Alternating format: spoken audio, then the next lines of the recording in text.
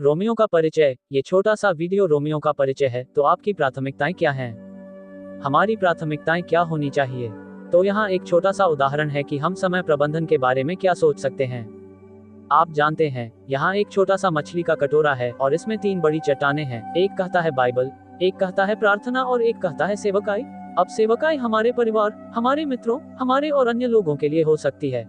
अतः हम पृथ्वी पर रहते हुए लोगों की सेवा करते हैं। अब यदि मैं उन चट्टानों के ऊपर कुछ बजरी डाल दूं, फिर उसके ऊपर कुछ रेत डाल दूं और अंत में कुछ पानी डाल दूं, इस दृष्टांत का क्या मतलब है?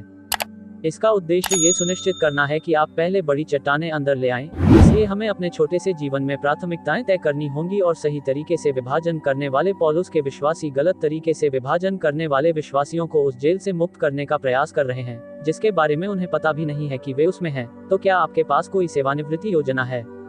मैं यहाँ पृथ्वी पर आपकी सेवानिवृत्ति योजना के बारे में बात नहीं कर रहा हूँ। मैं आपकी शाश्वत सेवानिवृत्ति योजना के बारे में बात कर रहा हूँ कि आप अपना अनंत काल कहाँ बिताएंगे और उसे कैसे बिताएंगे।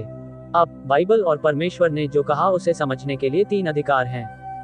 नंबर 1, सुसमाचार लिखें। नंबर 2, बाइबल लिखें। संख्या 3 पर भाग लिखें। तो आइए हम उस सही सुसमाचार पर नजर डालें जो आत्मा को बचाता है। आज मैं उस सुसमाचार की घोषणा करता हूँ जिसके द्वारा आप बचाए गए हैं। शास्त्रों के अनुसार मसीह हमारे पापों के लिए मरा, अतः वह पवित्र शास्त्र के अनुसार हमारे पापों के लिए मरा और गाड़ा गया और पवित्र शास्त्र के अनुसार तीसरे दिन जी भी उठा। एक बार जब हम हृदय से यह विश्वास कर लेते हैं कि परमेश्वर के पुत्र ने जो कुछ किया, तो हम उसकी धार्मिकता, उसकी आत्मा, हमारे अंदर उसका जीवन, उसका अनंत जीवन प्राप्त करते हैं। हमें अनंत जीवन मिला है इसलिए मसीह हमारे पापों के लिए मरा। मेरे पास मेरा पॉइंटर नहीं है, वहाँ है, ठीक है, उसे उस कब्र में दफनाया गया और फिर तीसरे दिन वह जी उठा। और हे परमेश्वर, हमारे लिए अपना जीवन देने की आपकी प्रेमपूर्ण दया के लिए धन्यवाद। तो अब दूसरी बात सही बाइबल थी और मैं आपको सिर्फ सच बताऊंगा और मैं बात को घुमा फिरा कर नहीं बताऊंगा। सबसे विनाशकारी चीजों में से एक जो आप अपने लिए कर सकते हैं वह है किंग जेम्स बाइबल के अधिकार को मानने में विफल होना। किंग जेम्स बाइबल पवित्र बाइबल है और इसमें सभी शब्द बिल्कुल वैसे ही हैं जैसे उन्हें होना चाहिए। बाइबल पढ़े बिना बिताया गया दिन व्यर्थ है। तो फिर हमारी समस्या क्या थी? इसलिए जैसा एक मनुष्य के द्वारा पाप जगत में आया और पाप के द्वारा मृत्यु आई और इस रीति से मृत्यु सब मनुष्यों में फैल गई क्योंकि सब ने पाप किया। इस प्रकार हमें आदम से पाप का स्वभाव विरासत में मिला और मृत्यु सभी पर आ गई, चाहे वह शारीरिक हो या आत्मिक। और आप जानते हैं, यदि हम अनंत काल तक विश्वास नहीं करेंगे तो हमें दूसरी मृत्यु मिलेगी और हमने अपना पाप भी इसमें जोड़ लिया है। तो तीसरा क्या है? ठीक है, ये सही है, विभाजन। इसलिए परमेश्वर हमें बाइबल अध्ययन को समझने के लिए एक नियम देता है ताकि हम अपने आप को परमेश्वर का ग्रहण योग्य, ऐसा काम करने वाला दिखाएं जो लज्जित होने ना पाए और जो सत्य के वचन को ठीक रीति से बांटता हो। दूसरा तीमुथियुस 2:15। इसलिए हमें सत्य को सत्य से अलग करना होगा। बाइबल में सब कुछ सत्य है, इसलिए हम स्वर्ग में रहने वाले लोगों को दिए गए सत्य को पृथ्वी पर रहने वाले लोगों से अलग करते हैं। हमारा आध्यात्मिक जीवन अज्ञान के आधार पर नहीं चलेगा। सही ढंग से विभाजन करने से हमें बाइबल की सभी आयतों को समझने और उन पर विश्वास करने की अनुमति मिलती है। तो अब हम ये पता लगाने जा रहे हैं कि बाइबल में 13 अक्षर हैं। ये हमारे लिए है जो स्वर्ग में रहते हैं और यह एक शिक्षाप्रद प्रक्रिया है। तो वे सभी अक्षर, आप जानते हैं, पौलुस नाम से शुरू होते हैं। तो आइए जाने कि पौलुस ने रोमियो की पत्री में दी गई जानकारी को कब समझा और उन्होंने इसे पहली बार कब पढ़ाया। तो अब प्रश्न यह है कि पौलुस ने रोमियो में ये जानकारी पहली बार कब सिखाई। इसलिए यह अनुमान लगाने के लिए अधिक बुद्धि की आवश्यकता नहीं है कि संभवतः उन्होंने इफिसुस के टायरानस स्कूल में इसे पढ़ाया होगा जब वे वहां 3 वर्ष तक रहे थे। और उसे बड़ी सफलता मिली क्योंकि कई इफिसियों ने अपनी अजीब कलाओं या जादू टोने की पुस्तकों को जलाने का निर्णय लिया क्योंकि उनके जीवन में बहुत परिवर्तन आ गया था। विशेष रूप से आप जानते हैं, रोमियो 6 से 8 में दी गई जानकारी के कारण। तो हम इसके बारे में थोड़ी देर बाद बात करेंगे। तो शैतान की ओर से विरोध हुआ, लेकिन हम इसके बारे में 1 मिनट में बात करेंगे। इसलिए पौलुस ने इरास्तुस और तीमुथियुस को कुरिन्थुस की जांच करने के लिए भेजा था और संभवतः वे इफिसुस से जहाज द्वारा कुरिन्थुस पहुंचे थे और फिर कुछ समय बाद वे वापस लौटे और पौलुस को पता चला कि कुरिन्थ के लोग अभी भी पूरे मन से उसका अनुसरण नहीं कर रहे थे। इसलिए उसने तीतुस को कुरिन्थ भेजा। तो इफिसुस में हुए हंगामे के बाद पौलुस को वहां से चले जाने के लिए मजबूर होना पड़ा, इसलिए वह वहां से चला गया और त्रोआस में तीतुस से मिलने की कोशिश करने लगा। टाइटस नहीं दिखा, सो पौलुस मकेदुनिया को गया और वहां उसकी मुलाकात तीतुस से हुई और उसने तीतुस से कहा, कुरिन्थ वापस जाओ और यरूशलेम के गरीब संतों के लिए कुछ धन इकट्ठा करो और मैं थोड़ी देर में वहां पहुंच जाऊंगा। सो पौलुस इल्लुरिकुम को गया और वहां से कुरिन्थुस को गया। वहां पहुंचने में उन्हें काफी समय लगा और जब वे कोरिन्थ पहुंचे तो वहां 3 महीने तक रहे। और यहीं पर उसने रोमियो की पत्री लिखी, क्योंकि पौलुस ने यरूशलेम जाने का निर्णय कर लिया था और वह नहीं चाहता था कि यह सूचना रोम में उसके मित्रों को न भेजी जाए, क्योंकि हो सकता है कि उसे कुछ हो जाए। इसलिए पौलुस को 3 महीने बचे थे और वह धन और प्रतिनिधियों को लेकर सीरिया जाना चाहता था। परंतु यहूदी लोग उसकी घात में बैठे थे, तो वह पहले जमीन के रास्ते गए और फिर समुद्र के रास्ते, और अंततः वह यरूशलेम पहुंच गया, जहां कुछ समय बाद उसे जेल में डाल दिया गया। इसलिए उसे वहीं गिरफ्तार कर लिया गया और इसलिए उसने वह पत्र पहले ही रोम भेज दिया था। तो आइए हम धर्मशास्त्रों पर एक नजर डालें, ठीक है, लेकिन ऐसा करने से पहले ये देखें कि आप जानते हैं, जब चांदी के कारीगरों और तांबे के कारीगरों ने देखा कि लोग पौलुस की बातों पर विश्वास कर रहे थे और लोग अब डायना के मंदिर के लिए चांदी के बने पूजा स्थल नहीं खरीद रहे थे, फिर उन्होंने हंगामा मचाया और 2 घंटे तक इफिसियों की महानतम डायना का जाप किया। और इसलिए आप जानते हैं, शहर के क्लर्क ने उन्हें शांत किया और उनसे कहा, इन लोगों ने आपकी देवी या आपकी पूजा के खिलाफ कुछ भी नहीं किया है। तो आप जानते हैं, हम रोम के साथ परेशानी में पड़ सकते हैं। तो आप जानते हैं, इस भीड़ को भंग करना होगा, तुम्हें घर वापस जाना होगा। लेकिन उस पूरे हंगामे के दौरान प्रिस्किल्ला और अक्विला पौलुस को अपने घर में छिपा रहे थे। मुझे बताओ कि क्या मैं तुम्हें दिखा सकता हूँ कि वह कहाँ है? ओह, वह वहाँ है, पौलुस वहाँ है, वह छुपा हुआ था। उन्होंने उसे छुपाने के लिए अपनी जान जोखिम में डाल दी।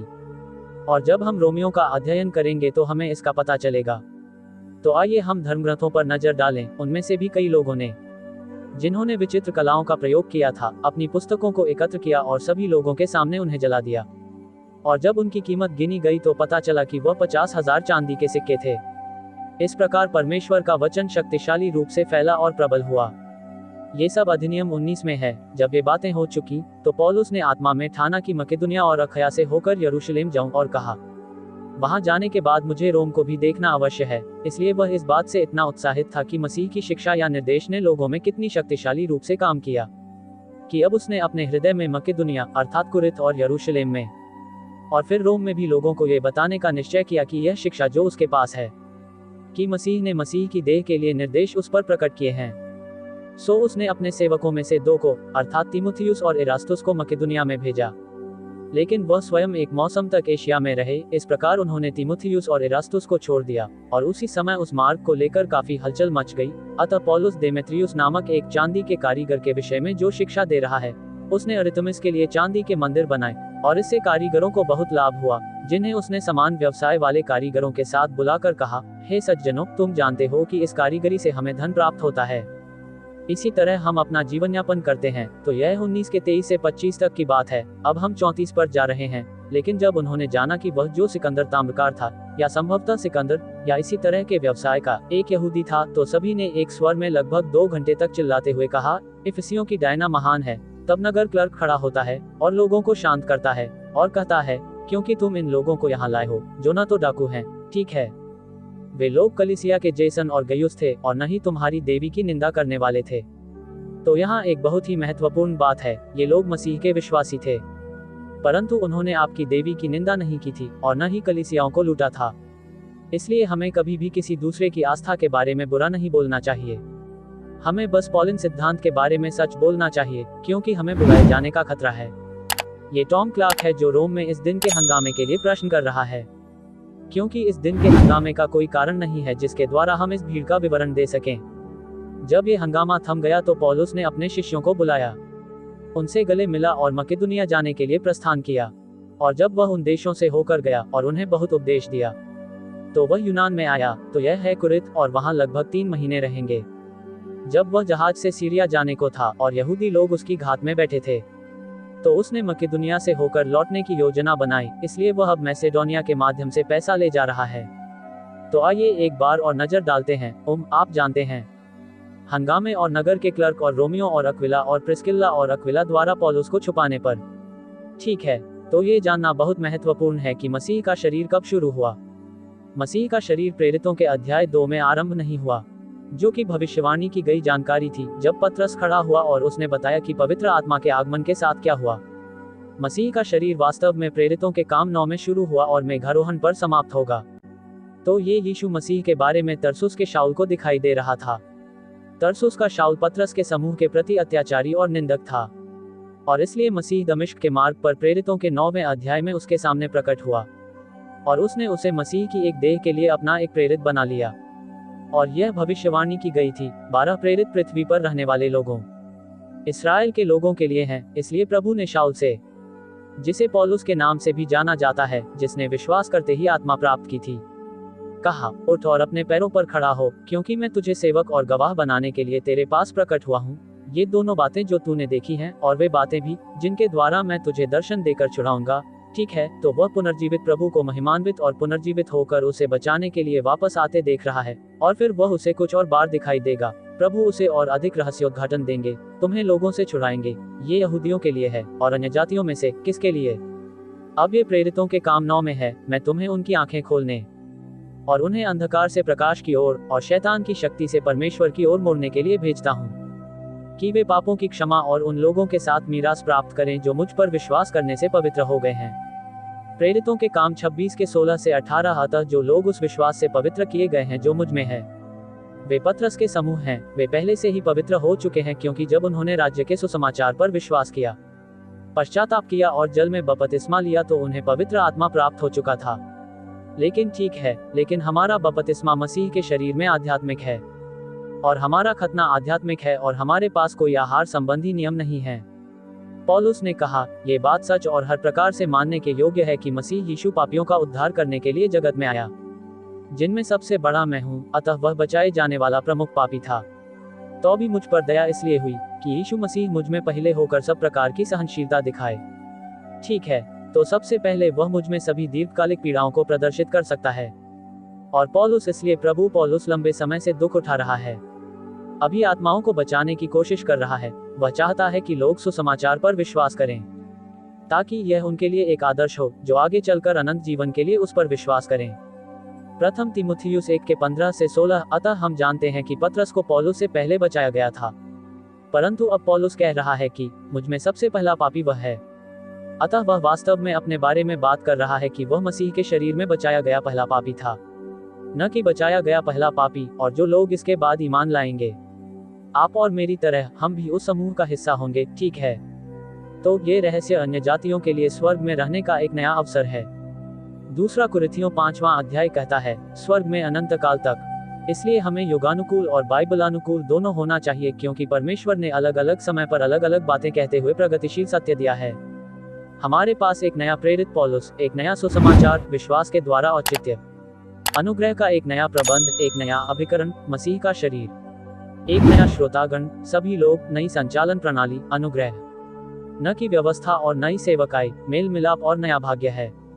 स्वर्ग, परमेश्वर ने लगभग 2000 वर्ष पहले इस कार्यक्रम को बदल दिया था, और लोग अभी भी पुराने कार्यक्रम के अंतर्गत जीना चाहते हैं। तो आप जानते हैं, हम आपको पुराने कार्यक्रम के तहत न रहने में मदद करने की कोशिश कर रहे हैं।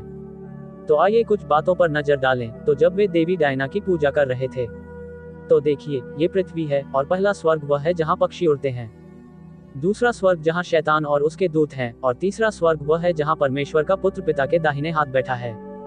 अतः जब वे देवी डायना की पूजा कर रहे थे, जो वास्तव में एक उल्कापिंड थी, तो वे शैतान और उसके पतित स्वर्गदूतों की पूजा कर रहे थे, जिन्होंने अतीत में सभी राष्ट्रों को अपने अपने मार्गों पर चलने दिया था। प्रेरितों के काम 14 के 16। अतः परमेश्वर ने अन्य जातियों को उनकी इच्छा के अनुसार कार्य करने के लिए छोड़ दिया, न कि उन्हें सुधारने के लिए। इस प्रकार पौलुस को रहस्य प्राप्त हुआ, जो बाइबल में दी गई जानकारी का आधार है, और यीशु के अंतिम शब्द पौलुस के माध्यम से हमारे लिए थे। तो फिर परमेश्वर की इच्छा क्या है? कौन चाहता है कि सभी मनुष्य उद्धार पाएं और सत्य का ज्ञान प्राप्त करें? सत्य का ज्ञान यह है कि बाइबल में परमेश्वर के 2 प्रकार के निर्देश हैं, और हमें एक को दूसरे से अलग करने की आवश्यकता है। हम किसी चीज की सच्चाई को उस पर विश्वास करने वाले लोगों की संख्या से नहीं मापते, हम सत्य को इस बात से मापते हैं कि परमेश्वर का वचन सत्य कहता है या नहीं। यीशु का अनुसरण करने के लिए हमें पौलुस का अनुसरण करना होगा। तो आइए समय रेखा पर एक संक्षिप्त नजर डालें। ठीक है, बाइबल में भविष्यवाणी, रहस्य, भविष्यवाणियां भरी पड़ी हैं। अतः परमेश्वर की योजना स्वर्ग और पृथ्वी पर विद्रोह को समाप्त करना और सभी चीजों को पुनर्स्थापित करना है। ठीक है, तो विद्रोह स्वर्ग में शुरू हुआ जिस दिन से तू सृजा गया। उस दिन तक जब तक तुझ में अधर्म न पाया गया, तब तक तू अपने चाल चलन में खरा था। यहेजकेल 28 के 15। अतः लूसीफर तब तक सिद्ध था जब तक उसमें अधर्म नहीं पाया गया, और वह शैतान बन गया। इसके बाद परमेश्वर ने आदम और हव्वा को बनाया, और वे परमेश्वर के विरुद्ध गिर गए और विद्रोह कर दिया, क्योंकि उन्होंने परमेश्वर की आज्ञा का उल्लंघन किया और अच्छे और बुरे के ज्ञान के वृक्ष का फल खा लिया। इसलिए उन्होंने समस्त मानव जाति को पाप में डुबा दिया, क्योंकि पापियों को पाप स्वभाव विरासत में मिला था। फिर आप जानते हैं, नूह का जलप्रलय आया, फिर अब्राहम का बुलावा आया, और फिर मूसा ने इस्राएल को व्यवस्था दी। परमेश्वर ने एक व्यक्ति अब्राहम से एक राष्ट्र बनाया, क्योंकि उसने अन्य जातियों को बाबेल के गुम्मट पर अलग कर दिया था। जब वे स्वर्ग तक पहुंचने और सच्चे परमेश्वर के स्थान पर उनकी आराधना करने का प्रयास कर रहे थे, तो मूसा के बाद दाऊद आया, और फिर दानिएल आया, और मसीहा के आने तक इस्राएल के लिए 490 वर्षों की भविष्यवाणी की गई। और यह 400 वर्षों का मौन था। ये बिंदुयुक्त रेखा उसी का प्रतिनिधित्व करती है। और फिर यूहन्ना बपतिस्मा देने वाले ने मौन तोड़ा और परमेश्वर के पुत्र यीशु मसीह उस मेमने का परिचय दिया जो संसार का पाप उठा ले जाता है। और उसने 12 लोगों को परमेश्वर की सेवा के लिए चुना। वे पतरस और उसके 11 चेले थे, और उन्होंने राज्य के सुसमाचार का प्रचार किया। धन्य हैं वे जो नम्र हैं, क्योंकि वे पृथ्वी के अधिकारी होंगे। मत्ती 5:5। इसलिए वे पृथ्वी के वारिस होंगे। लेकिन 3 वर्षों की सेवकाई के बाद मसीह को क्रूस पर चढ़ाया गया, दफनाया गया, और फिर 3 दिन बाद पुनः जीवित कर दिया गया। और वह छोटे झुंड को क्लेश से निकलकर राज्य में प्रवेश करने में सहायता करने के लिए 40 दिनों तक यहाँ रहा। फिर वह जैतून पहाड़ से ऊपर चढ़ गया। 10 दिन बाद उसने पतरस और ऊपरी कमरे में उपस्थित 1 के 20 लोगों पर पवित्र आत्मा को भेजा, और उन्होंने 1 वर्ष के लिए राज्य का पुनः प्रस्ताव दिया।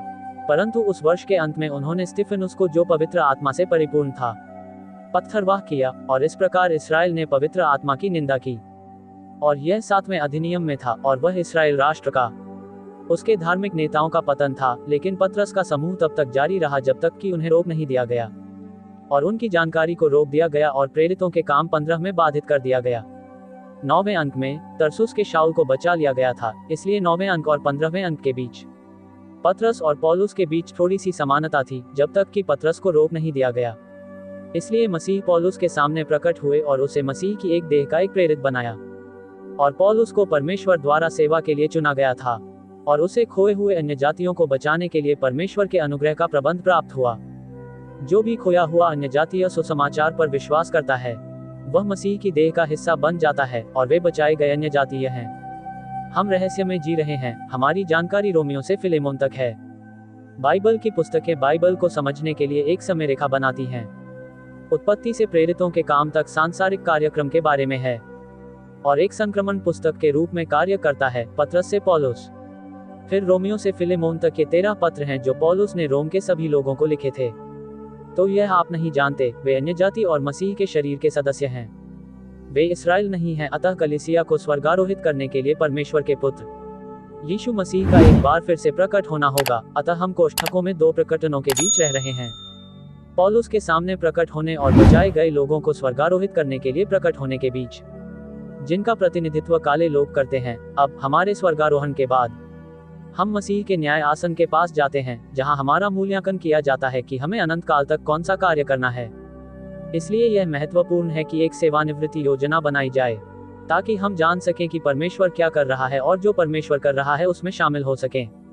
अतः हमारे स्वर्गारोहण के बाद कुछ और पीले लोग बच जाएंगे, ठीक वैसे ही जैसे यूहन्ना बपतिस्मा देने वाले यीशु मसीह और पतरस की सेवकाई के तहत कुछ पीले लोग बच गए थे, तो और भी लोग उनके साथ जुड़ेंगे। अतः परमेश्वर ने क्लेश के 7 वर्षों को रोक दिया है या स्थगित कर दिया है, जिसे क्रोध के नाम से भी जाना जाता है। पाप का आदमी पुत्र क्लेश के मध्य में विनाश का पुत्र बन जाता है, जहां वह स्वयं को यरूशलेम के मंदिर में स्थापित करता है और कहता है, तुम जानते हो कि वह मसीह है, वह मसीह है। और इसलिए जब वह इस्राएल के साथ पशु बलि की अनुमति देने के लिए 7 वर्षीय वाचा पर हस्ताक्षर करेगा, तब अंतिम दिन पुनः आरंभ हो जाएंगे। फिर यीशु मसीह का दूसरा आगमन होता है, सब कुछ बहाल करने और पृथ्वी के पुनरुद्धार के लिए, क्षतिपूर्ति करने के लिए, और आदम के साथ जो कुछ भी गलत हुआ था उसे ठीक करने के लिए। और वह 1000 साल तक शासन करेगा, और जो यहूदी विश्वास करते थे और भविष्यवाणी में विश्वास करने वाले सभी लोग पुनर्जीवित होंगे। परंतु 1000 वर्ष के बाद अन्य जातियों के साथ एक और झड़प होगी, और तब महान श्वेत सिंहासन द्वारा उन सभी खोए हुओं का न्याय होगा,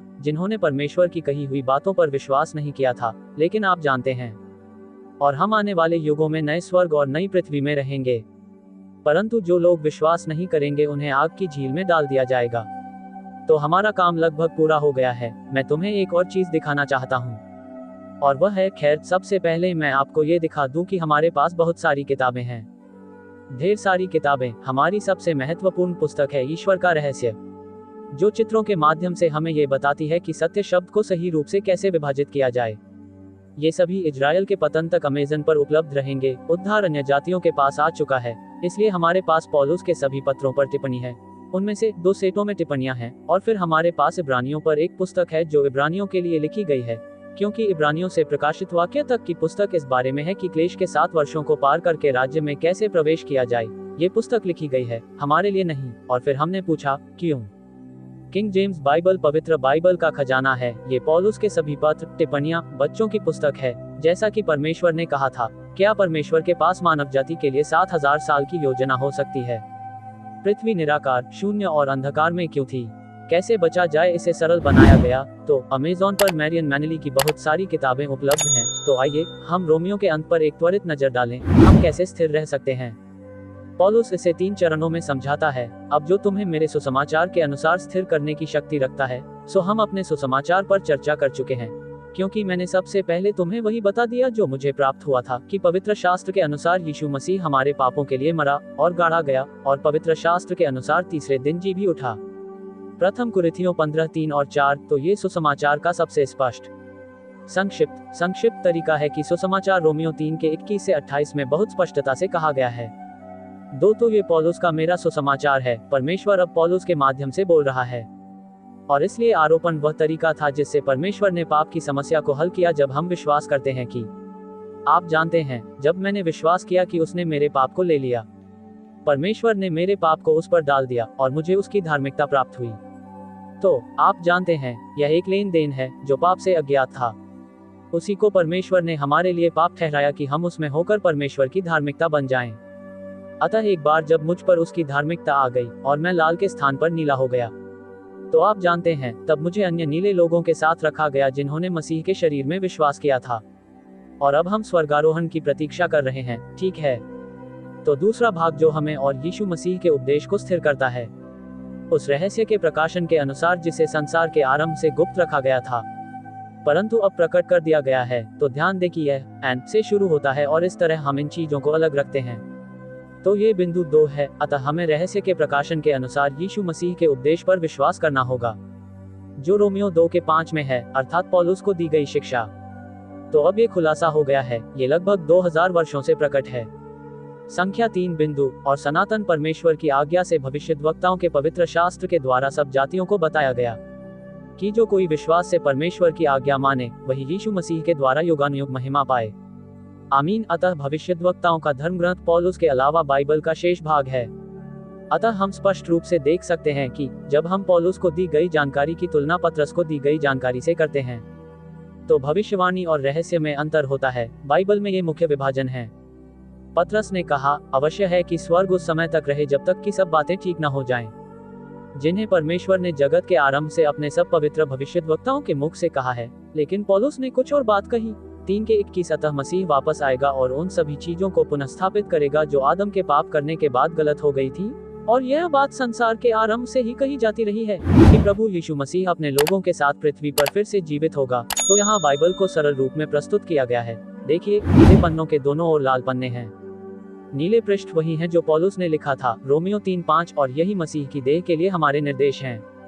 लेकिन लाल पृष्ठ, उत्पत्ति 2, अधिनियम 8, वास्तव में अधिनियम 9 और इब्रानियों से प्रकाशित वाक्य तक, वे लाल पृष्ठ उन लोगों के लिए हैं जो पृथ्वी पर रहते हैं। इसलिए हमें सही निर्देशों का पालन करना होगा। लेकिन हम बाइबल से सब कुछ सीखते हैं। परमेश्वर ने जो कहा उससे हम सीख सकते हैं, इसीलिए उनका हिस्सा हमसे बड़ा है, क्योंकि हम उनसे सीख सकते हैं। तो फिर अपने पावर जूस की किसी भी समस्या को ठीक करने के लिए अपने इंस्टापॉट के निर्देशों का उपयोग क्यों करें? नहीं, मैं निर्देश अलग रखता हूँ। हमें लाल निर्देशों को नीले निर्देशों से अलग रखना होगा। तो यह स्थिर कैसे रहा जाए? रोमियो 16 के 25 से 27 तक था। ठीक है, हमारा काम लगभग पूरा हो गया है। तो क्या हम सांसारिक या स्वर्गीय निर्देशों का पालन करते हैं? नीला, स्वर्गीय निर्देश आध्यात्मिक अंधकार से बचने का यही तरीका है। मेरी वेबसाइट मैरियन मैनले है, जो YouTube channel salvation rightly dividing से है, और सच कहा जाए तो रैप्चर पर भी हमारे वीडियो हैं। कृपया वीडियो को लाइक, शेयर और सब्सक्राइब करें।